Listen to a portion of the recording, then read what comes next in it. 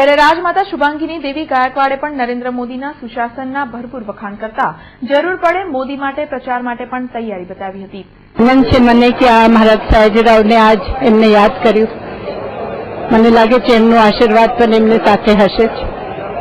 અને જ્યારે આ વડાપ્રધાન પદમાં બેસશે તો એમનું સુશાસનનું યાદ કરીને એમનું અનુકરણ કરવાની પ્રયત્ન હંમેશા જરૂર કરશે, એ જ મને ખાતરી છે।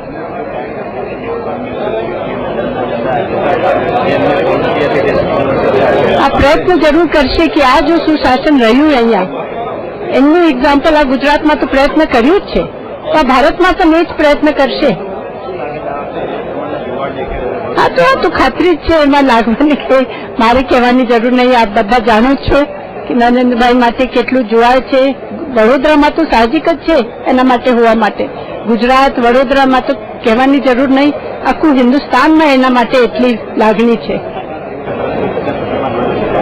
જરૂર લાગશે, આ પાર્ટી કહે છે એમને પૂછશે, આમંત્રણ આપશે તો જરૂર જોડાશે।